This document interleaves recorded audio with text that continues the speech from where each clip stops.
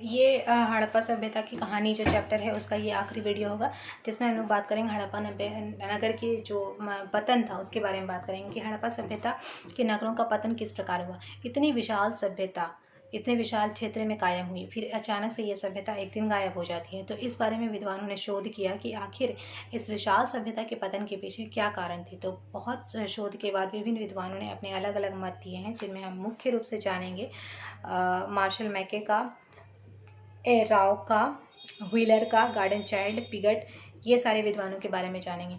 तो जिस तरह से कुछ विद्वान हैं जो कि कहते हैं कि चूँकि हर एक नगर जो है ये किसी नदी घाटी के किनारे विकसित हुई, तो इसलिए नदी को ही इन्होंने पतन का कारण माना है। यानी कि नदियों में बाढ़ आई और बाढ़ के कारण ये विशाल नगर तबाह हो गए।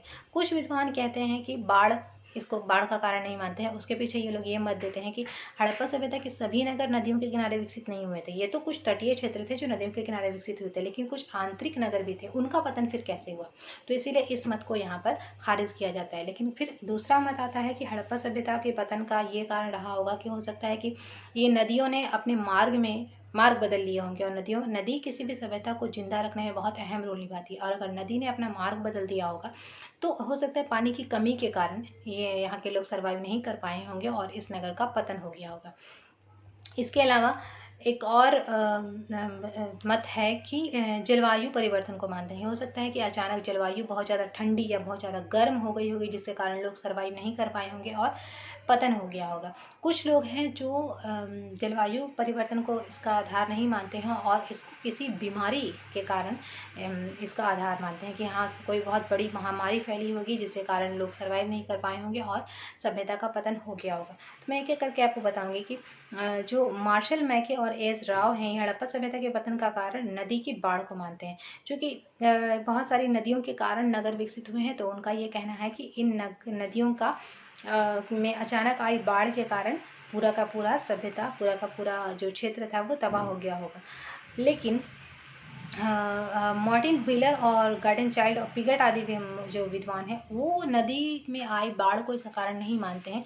उनका कहना है कि बाह्य आक्रमण हो सकता है। इन्होंने कहा कि संभवतः आर्यों ने, चूँकि ऐसा प्रमाणित है कि हड़प्पा सभ्यता के लोगों को हटाकर ही आर्य भारत में आए हैं, तो उनका ये मानना है और बहुत स्ट्रांगली वो ये बोलते हैं कि हड़प्पा सभ्यता के पतन के पीछे बाह्य आक्रमणों का बहुत हाथ रहा, जिसमें कि हो संभवतः आर्यों ने यहाँ पे आक्रमण किया होगा और पूरा का पूरा सभ्यता के लोगों को तबाह कर दिया होगा और फिर यहाँ पर इन्होंने अपनी सभ्यता, आर्य सभ्यता कायम की होगी।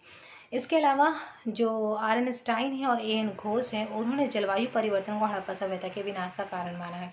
और जो एम.एस. साहनी है, उन्होंने जल प्लावन को इसका कारण माना है। और माधव स्वरूप वत्स हैं और एस.टी. लैम्ब्रिक हैं, इन्होंने नदियों के मार्गों में हुआ परिवर्तन को कि संभवतः नदी ने अपना मार्ग बदल दिया हो, नदी बह कहीं और रही और वो दूसरी कहीं और जाकर बहने लगी हो, और पानी की कमी के कारण पशु सर्वाइव नहीं कर पाए हों, सिंचाई के लिए उनको जल ना मिल रहा हो, उनके अपने दैनिक जीवन के उपयोग के लिए जल ना मिल रहा हो, इसके कारण इन नगरों का पतन हुआ होगा, ऐसा कहते हैं। और एक और मत है KUR कनेडी, ये मलेरिया जैसी महामारी को इस सभ्यता के पतन के पीछे कारण मानते हैं। तो जो भी हो, इस पतन के पीछे के कारणों को आप लोगों को ये याद रखना है कि किस विद्वान ने इस पतन के पीछे कौन सा कारण दिया है, ये याद रखना है। हालांकि अगर हम कहें तो इतनी बड़ी सभ्यता का पतन किसी एक या दो कारण से तो हुआ नहीं होगा, तो हम ये मान सकते हैं कि हड़प्पा सभ्यता के पतन के पीछे अनेक कारणों का योगदान रहा हो। जल परिवर्तन को भी हम जल प्लावन को भी हम कारण मान सकते हैं, नदियों के मार्ग में परिवर्तन को कारण मान सकते हैं, बाढ़ को कारण मान सकते हैं। इन सभी कारणों ने सम्मिलित रूप से मिलकर अपना योगदान दिया, जिसके कारण इस विशाल सभ्यता का पतन हो गया होगा। Thank you.